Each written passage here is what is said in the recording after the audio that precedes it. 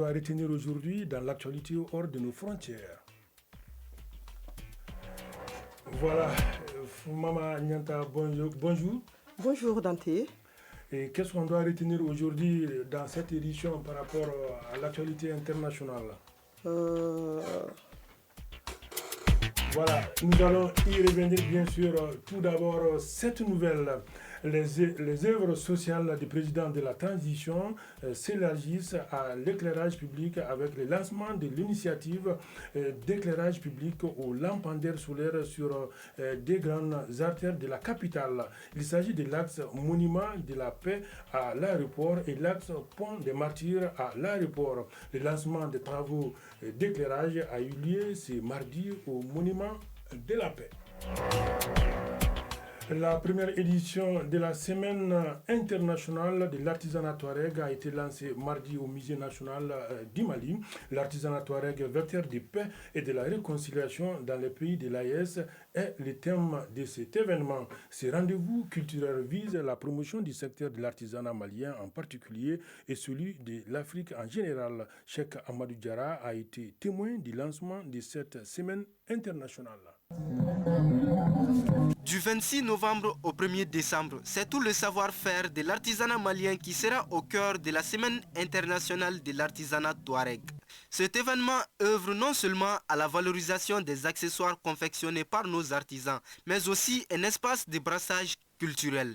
Mohamed Mauloud Ag Ahmed, promoteur de la Semaine internationale de l'artisanat touareg. On a des produits qui parlent de notre culture, qui parlent de nous. Donc c'est ça qu'on veut faire découvrir au monde. Et on veut le faire découvrir aussi entre nous. Parce qu'il y a certains d'entre nous qui ne se connaissent pas. Donc c'est très important de venir se rencontrer. C'est vraiment aussi créer l'économie locale. Le jardin du musée national est présentement transformé en un véritable village artisanal. Des stands ont été aménagés pour accueillir les expositions de plus d'une cinquantaine d'artisans du Mali et des deux autres pays de l'AES. Issouf Ag Ahmed, exposant. On a exposé les choses d'artisanat, les tableaux en touareg, avec les soucis, avec les boîtes à bijoux, les sabres touareg.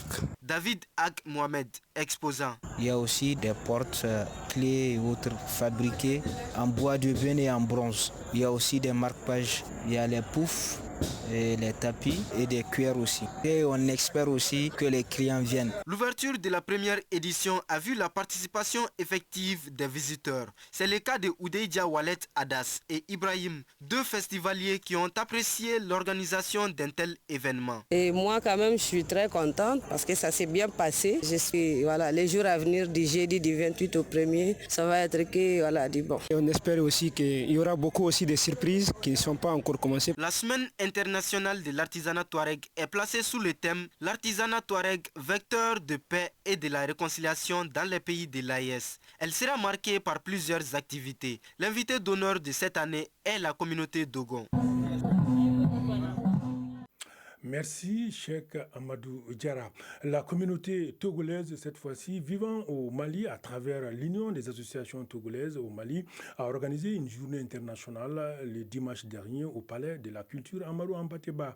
L'objectif de la journée est de promouvoir l'intégration africaine à travers la culture togolaise. Kounandi Bamani.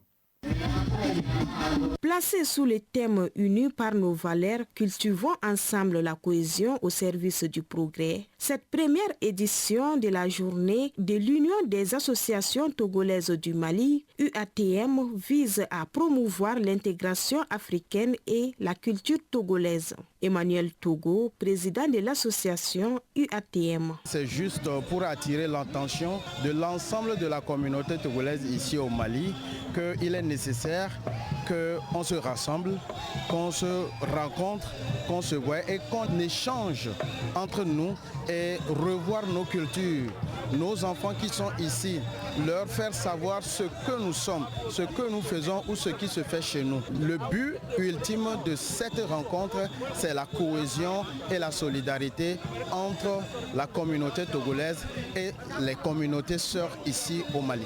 Tahirou Sidibé, représentant du ministre des Maliens établi à l'extérieur et de l'intégration africaine. Le gouvernement de la République, à travers le ministère en charge de l'intégration africaine, ne ménage aucun effort pour que les Africains qui vivent au Mali se sentent à l'aise. Nous sommes là pour accompagner la communauté togolaise, féliciter la communauté togolaise pour cette belle initiative. La journée culturelle UATM a été très riche en couleurs. Démonstration de danse, slam, présentation des plats et visite des stands. Beaucoup d'autorités étaient sur place afin de soutenir cette initiative. De quoi ravir les organisateurs qui promettent d'autres activités du genre. En tout cas, le Mali est un pays d'hospitalité. Aujourd'hui, la rédaction s'intéresse à une réaction anormale qui touche plus d'un. Il s'agit de l'allergie. Les allergies sont des réactions désagréables et dangereuses des systèmes défensifs d'une personne. Cela au risque d'un contact avec les allergènes. Et quelle est la source des allergies? Comment se manifeste-t-elle chez l'homme? Élément de réponse, c'est avec Adam Kone. Ramata Diara, habitante à Sebenunkoro, en commune 4 du district de Bamako, âgée de 24 ans. Elle souffre d'allergie depuis 6 ans. La nourriture qu'elle redoute est l'avocat. Quand j'ai mangé les avocats pour la première fois, mon allergie s'est manifestée. Des boutons sont apparus sur ma peau, des rougeurs de la peau, des grattements par-ci par-là. J'ai été à l'hôpital, on m'a donné des médicaments qui ont vraiment atténué l'allergie. Il n'y a aucun moyen de les éviter à part ne pas manger des avocats. Les allergies peuvent causer d'autres symptômes qui ne sont pas en rapport avec la nourriture. C'est le cas de Mohamed Bari qui ne supporte pas la fraîcheur lors des saisons pluvieuses. Depuis l'école fondamentale, moi j'ai des allergies. J'ai mes lèvres qui noircissent pendant les saisons pluvieuses. Mes lèvres ne s'adaptent pas au climat. Ça noircit. J'ai vu un dermatologue, il m'a prescrit des médicaments composés de crème. Il y a des comprimés aussi. Je suis plus actif avec les baumes à lèvres et les produits dermatologiques. Cette maladie se manifeste notamment par des éruptions cutanées, des obstructions respiratoires ou des réactions plus graves, comme des anaphylaxies. Selon les spécialistes, il est important de connaître les sources spécifiques pour mieux gérer et éviter les allergènes. Dr Drissa Kone. La transmission est génétique. Il y a certaines personnes qui sont prédisposées à faire une réaction allergique à certaines substances. La cause non génétique, lorsqu'on est exposé à des substances toxiques, par finish, l'organisme va entraîner une réaction allergique à ces substances dont on est exposé. C'est comme dans l'allergie alimentaire aussi. Pour éviter, il faut d'abord connaître l'allergène. Et en ce moment, les mesures d'éviction pourraient être prises. Une personne peut contracter une allergie à un âge quelconque. Il est donc important de prendre en compte les conseils donnés par les médecins et de bien connaître les symptômes. À présent, la page inter. À présent, le tour d'horizon de l'actualité internationale. Et oui, l'actualité internationale sera développée par Fanta Mama Nientao. Fanta, bonjour. Dante, bonjour. Alors, direction, bien sûr, à l'Union européenne où la nouvelle commission de l'Union attend son feu vert sur fond de turbulences. Effectivement, Dante, c'était un vote très important qui a eu lieu ce mercredi au Parlement de Strasbourg. La confirmation par les eurodéputés de la nouvelle Commission européenne, dont la composition aura été l'objet de tractations laboureuses. Finalement, un accord a pu être conclu, mais très contesté, car il permet l'accession à l'un des postes de vice-président de la Commission européenne de Raffaele Fitto, candidat proposé par la dirigeante italienne Giorgia Meloni. En Haïti, les attaques des gangs redoublent depuis des semaines à Port-au-Prince et dans la région. Tout à fait, plus de 40 000 personnes ont été déplacées en seulement 10 jours en Haïti, selon l'ONU. Depuis 2 semaines, les gangs ont lancé un nouvel assaut sur Port-au-Prince et le reste de la région, dans un contexte de flambée de violence. Les gangs se sont réunis au début de l'année dans une coalition. Ils contrôlent déjà au moins 80% de la capitale. Eh bien, on termine par le Mozambique où, depuis les élections générales du 9 octobre, le pays est secoué par une vague de contestations dont la répression a fait une 60aine de morts. Mamtou Dante, la tension politique est toujours très forte au Mozambique. Le président sortant, Philippe Nyusi, a convoqué hier dans l'après-midi les 4 candidats à la présidentielle du 9 octobre. 3 d'entre eux s'opposent à l'élection de Daniel Chapo, le candidat du Fremilo, le parti au pouvoir, et dénonce les irrégularités. Il demande l'annulation de l'élection.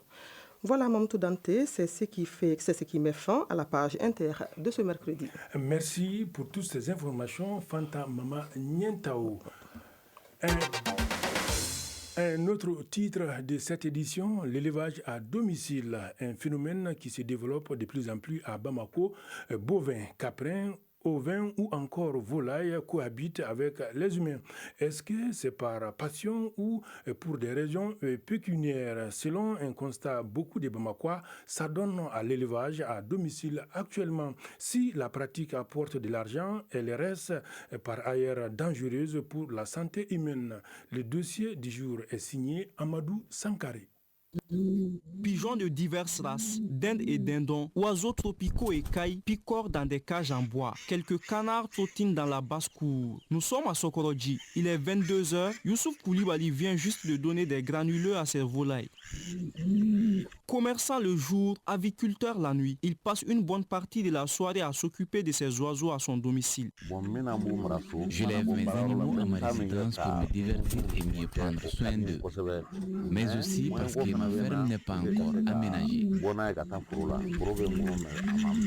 Autre lieu, autre réalité, nous voilà cette fois à Soloninko. Devant la famille Doumbia, 2 taureaux ruminent dans la rue. Ils appartiennent à Lassina Doumbia. Avec son ami, ils embouchent des taureaux dans la rue avant de les revendre. Élever les vaches à la maison, c'est comme une passion. Ils grandissent devant nous-mêmes. Ça nous apporte bien, alhamdulillah. Le seul travail que nous faisons aujourd'hui, c'est l'élevage seulement.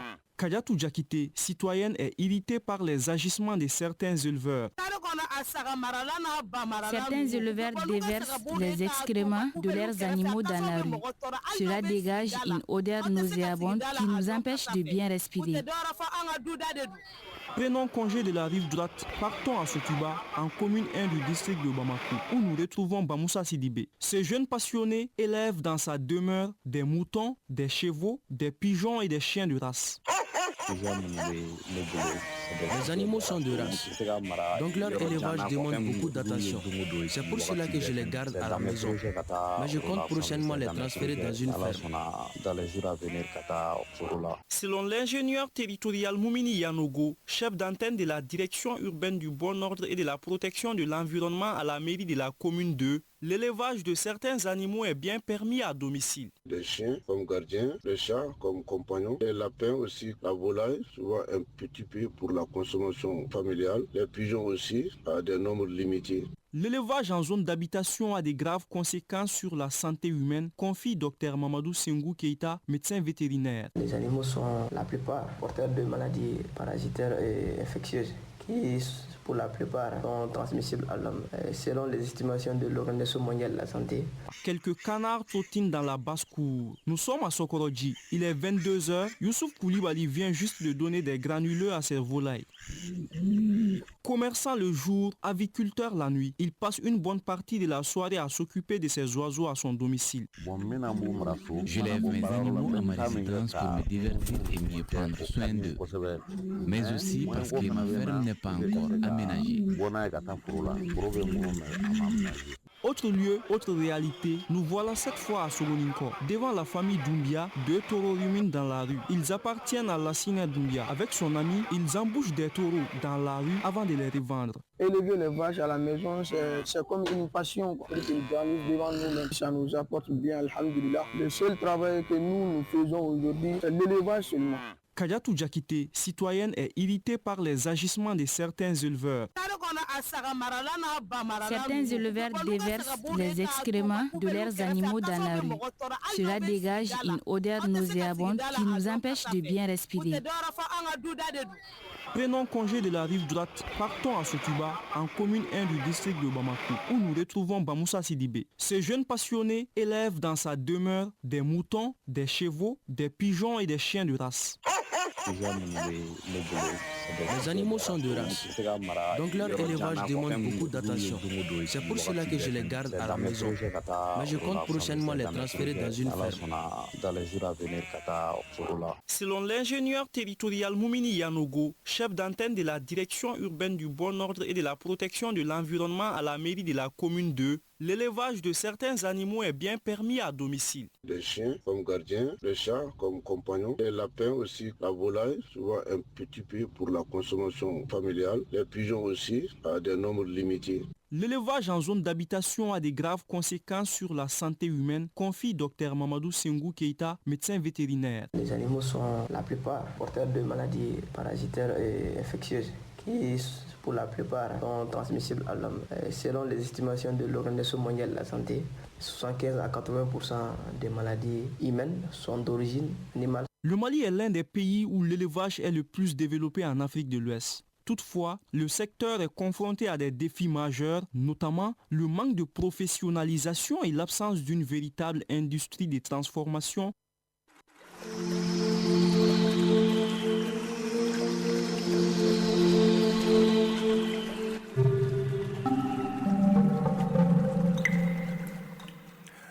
Les temps, eh bien, les thermomètres affichent aujourd'hui 33 degrés et la maximale sera de 37 degrés Celsius sur Bamako et environ. Quant au soleil, il se couchera à 18h04.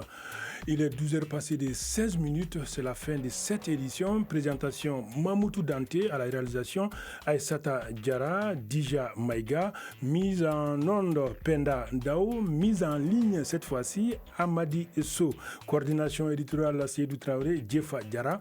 Merci de l'avoir suivi. Ne vous déconnectez pas surtout. Tout à l'heure, ça sera le magazine des sports sur la chaîne 2. Vous aurez bien sûr les nouvelles sur la Ligue des champions africaine, mais aussi la Ligue des champions européenne. Merci, à très bientôt.